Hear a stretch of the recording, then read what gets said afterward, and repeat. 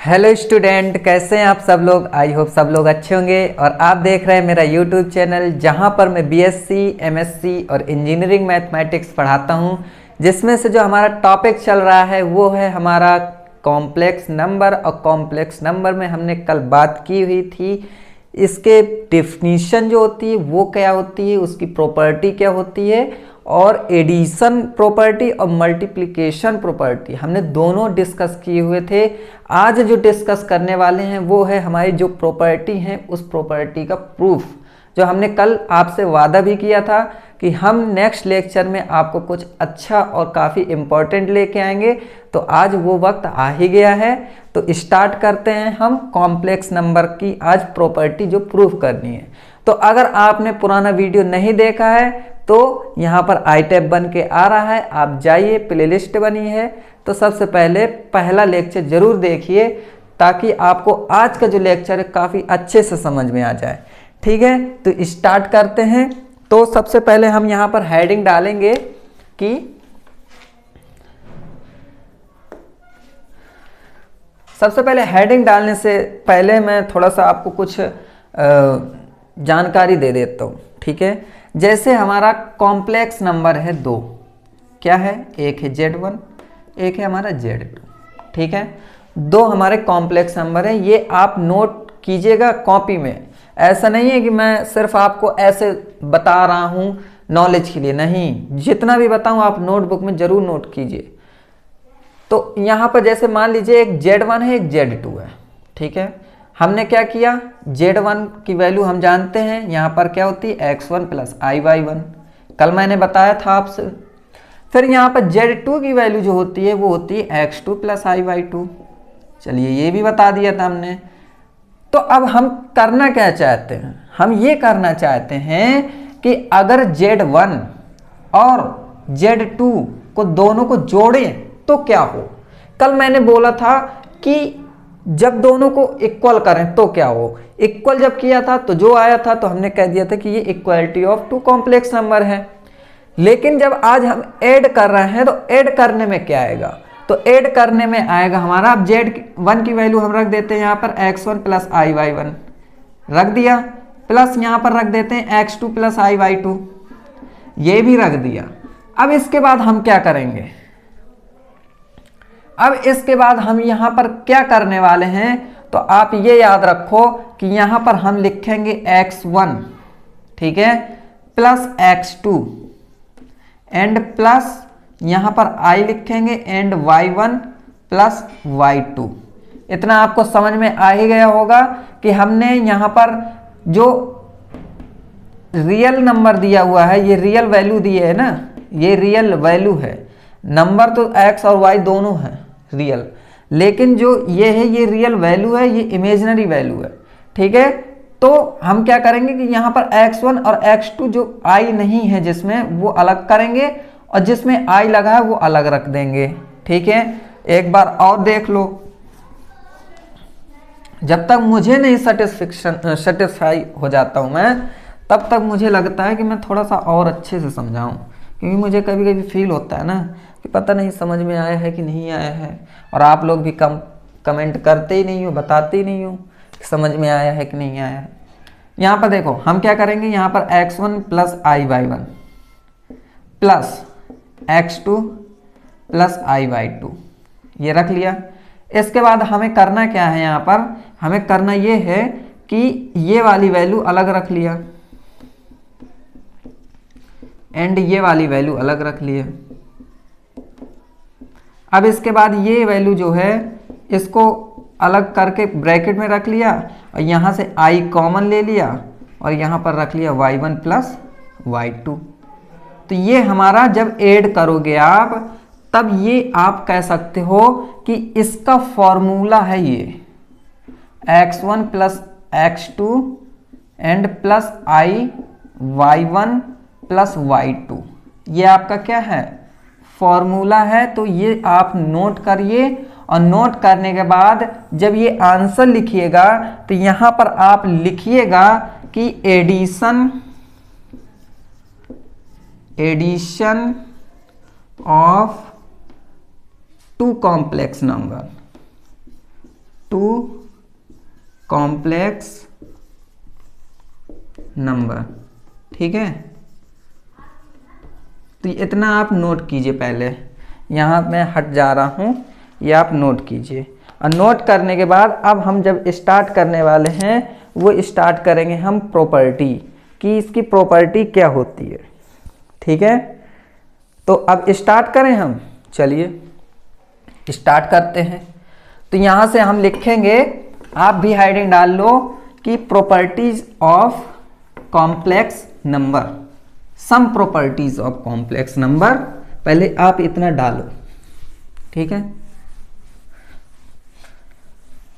अब वहां डाल दिया आपने। अब डालने के बाद क्या करना है आपको कि नीचे लिखना है पहला नंबर डालकर, इस तरीके से पहला नंबर डालकर आप लिखो एडिशन, ये रहे प्रॉपर्टीज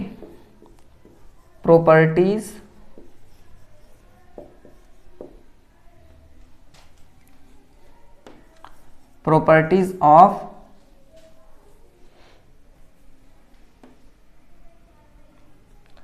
यही डालो, प्रॉपर्टी ऑफ कॉम्प्लेक्स नंबर, ये डाल दिया आपने, कॉम्प्लेक्स नंबर।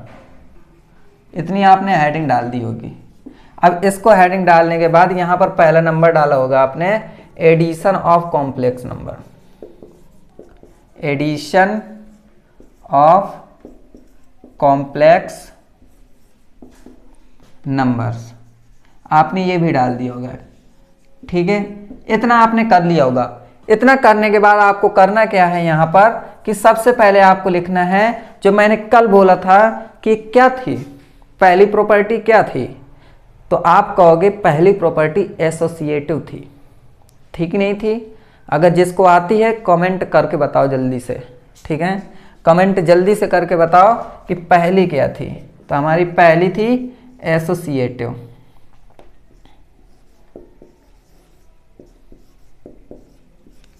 एसोसिएटिव हो गया, पहली प्रॉपर्टी लिख ली। ठीक है, एसोसिएटिव। अब एसोसिएटिव में मैंने बोला था आपसे कि इसमें क्या होगा, इसमें अगर Z1 प्लस Z2 है और यहाँ पर प्लस Z3 है तो इसको हम लिख सकते हैं Z2 plus Z3 and plus Z1, ये लिख सकते हैं। और एक चीज और लिख सकते हैं, Z1 plus Z3 plus Z2। लेकिन मैं क्या करूंगा कि ये लूंगा, प्रूफ करूंगा ये लेकर और ये लेकर आऊंगा, और आप जब प्रूफ करोगे तो होमवर्क है आपके लिए कि आप ये लेकर आओगे। ठीक है, प्रूफ करके, ये आपका होमवर्क है। तो यहां पर देखिए किस तरीके से इसको प्रूफ करते हैं। तो यहां पर सबसे पहले हम लिखने वाले हैं कि Z1 plus Z2 plus Z3, Z1 plus Z2 plus Z3, और यहां पर इस तरीके से ले लेंगे। ठीक है, इसके बाद अब हम क्या करेंगे, हम यहां पर लिखेंगे कि Z1 इज इक्वल टू क्या है, X1 plus IY1 and plus Z2 is equal to क्या है, X2 plus IY2, X2 plus IY2 and plus Z3 क्या है, X3 प्लस IY3। इतना समझ में आ गया। अब इन दोनों को क्या किया था, हमने साथ में लिया था। जब साथ में लिया तो हमको करना क्या है, इसको हमें अब ऐड करना है। ऐड कैसे करेंगे ये देखिए। तो यहाँ पर X1 और X2 साथ में लेंगे, मैंने बताया था अभी। ठीक है, X1 और X2 हमने साथ में ले लिया and plus IY1 plus Y2 ये हमने साथ में ले लिया एंड यहाँ पर हमने लिख लिया X3 प्लस IY3। ठीक है, ये ले लिया। लेकिन फिर हम क्या कर सकते हैं, इसको हम कर सकते हैं कि अब ये हमारा अलग कॉम्प्लेक्स नंबर हो गया। और ये हमारा अलग हो गया। कैसे? ये अलग हुआ कि नहीं हुआ? जैसे x1 plus I Y one है और x2 plus I Y to है, तो हमने इसको और इसको ऐड किया। अब हम क्या करेंगे? इसको और इसको ऐड करेंगे, x1 प्लस x2 और इसको ऐड करेंगे प्लस x3। समझ में आया कि नहीं आया? इतना आया होगा। ये फॉर्मूला, इसको मान लो, अगर आप मान लो कि ये x है प्लस और ये i है और ये y है हमारा, तो वही तो हुआ x प्लस आई वाई। और ये तो हमने इसको और इसको साथ में ले लिया, उसी तरीके से तो लिया है कि इसको और इसको साथ में ले लिया। ठीक है, अब देखिए इसके बाद इतना समझ में आया कि नहीं आया? पहले ये बताओ। अगर मान लो यहाँ पर आ गया होगा समझ में, ठीक है, आ गया होगा। अब देखिए ये है और ये एक है वैल्यू, मान लो ये एक वैल्यू है, तो इमेजिनरी साथ में लेना था, तो ये प्लस ये है ना, तो i ले लिया और y1 plus y2 and plus y3 साथ में ले लिया कि नहीं ले लिया? ये हो गया। अब आपको क्या करना है? अब आपको करना यहाँ पर ये चीज है कि यहाँ पर आप लिख सकते हो कि जैसे x1 plus x2 plus x3 है, तो मैं इसको इस तरीके से भी लिख सकता हूँ, है ना, इस तरीके से भी ले सकता हूँ, इसको ले सकता हूँ कि नहीं ले सकता हूँ, है ना। तो ये तो फिर आप ऐसा कर लो, ये है, इनको पूरे ब्रैकेट खोल लो, तो x1 plus x2 plus x3 हो गया प्लस i, ठीक है, एंड y1 ये है। चलो ठीक है, इसको हम कैसे लिखते हैं ये मैं बता देता हूँ। अब देखिए ये हो गया हमारा। अब इसको अगर हम लिखना चाहें तो हम इस तरीके से लिख सकते हैं कि जैसे ये x1 है प्लस x2 प्लस x3 ये है, इसको हम ऐसे लिख सकते हैं, और इसको लिख सकते हैं y1 प्लस i, यहाँ लिख सकते हैं y2 प्लस y3। भाई i इसमें लगा दिया, एक i इसमें लगा दिया, ठीक है, इतना ले लिया। इतना लेने के बाद आप क्या करेंगे? अब आप कह सकते हो यहाँ पर कि x1 लगा है, ये प्लस ये x1 प्लस आई y1 रख सकते हैं कि ऐसे कि नहीं रख सकते हैं, एंड प्लस यहाँ लिख सकते हैं x2 plus y2 plus i x2 यहाँ पर x2 प्लस x3 होगा, x2 plus x3 plus i y2 plus y3, इतना हो गया। अब देखिए यहाँ पर आप क्या लिख सकते हो? इसको आप क्या लिख सकते हो? इसको लिख सकते हो, क्या लिख सकते हो आप इसको कि ये है हमारा z1 के इक्वल प्लस, अब ये है हमारा, ठीक है, तो इसको अब अलग करोगे आप, तो इसको कैसे लिख सकते? x2 प्लस आई y2 एक साथ लिख सकते हो, है ना, एंड प्लस x3 और आई y3 अंदर मल्टीप्लाई हो जाएगा y3 का, तो ये हमारा अलग हो गया। तो अब z1 है प्लस, इसको क्या लिख सकते हो? इसको लिख सकते हो z2 प्लस z3, लिख सकते हो कि नहीं लिख सकते हो? और हमें यही लेकर आना था, z2 प्लस z3 साथ में और z1 अलग है ना। तो ये समझ में आ गया होगा आपको, ठीक है, इतना आपको समझ में आ गया होगा। तो ये हमारा प्रूफ हो गया, ठीक है। तो इस तरीके से लेके आना है हमें, इस तरीके से सॉल्व करना पड़ेगा आपको। अगर क्वेश्चन पूछ रहा है इस तरीके से, तो आपको इसी तरीके से सॉल्व करना पड़ेगा कि आपको पहले ये पूरी वैल्यू रखनी पड़ेगी, वैल्यू रखने के बाद फिर आपको क्या करना पड़ेगा? इन दोनों का ऐड करना पड़ेगा, ऐड करने के बाद फिर ये बाहर है तो फिर इनको वैल्यू मानकर फिर ये ऐड करना पड़ेगा, फिर इस तरीके से फिर इनको अलग करना पड़ेगा, और अलग करने के बाद फिर ये लेके आना पड़ेगा, ठीक है। तो ये समझ में आया होगा। छोटी छोटी चीज़ें हैं ये, जो आपको डीपली समझनी पड़ेगी, फोकस देना पड़ेगा इसमें, तभी आपको समझ में आएगा। अगर आप अपना माइंड और कहीं डाइवर्ट कर लिया तो आप भटक जाओगे तुरंत। ठीक है, तो अब एसोसिएटिव हो गई। एसोसिएटिव की बात क्या, कौन सी बात की थी हमने? कॉम्यूटेटिव की बात की थी। तो कॉम्यूटेटिव कैसे होगा वो भी हम पढ़ेंगे।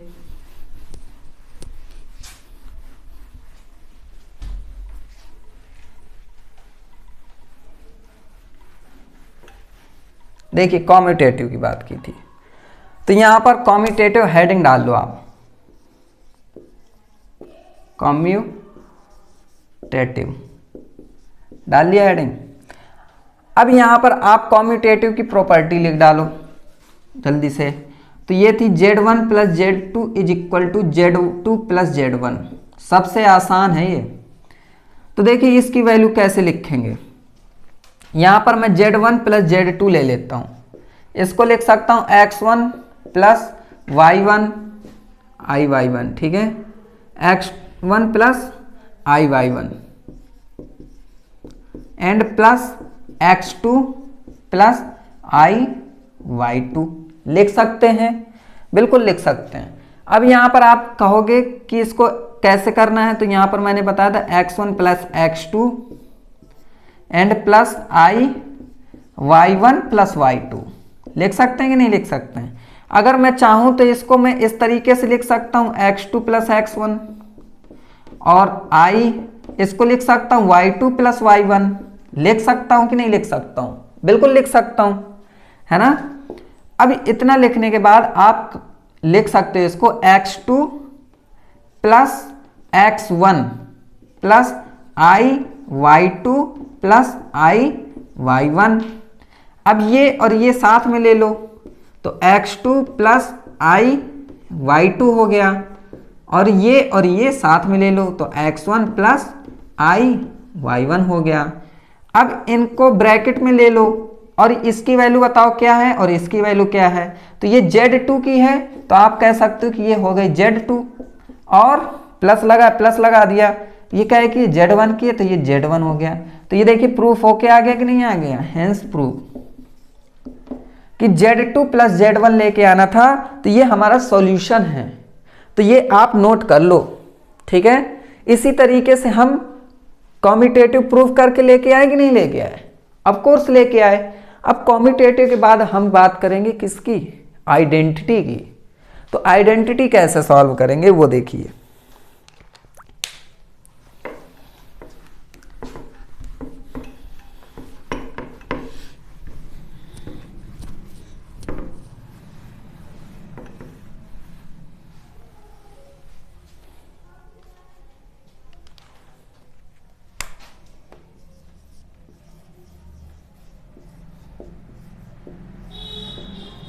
ठीक है, आइडेंटिटी कैसे लिखेंगे हम यहाँ पर,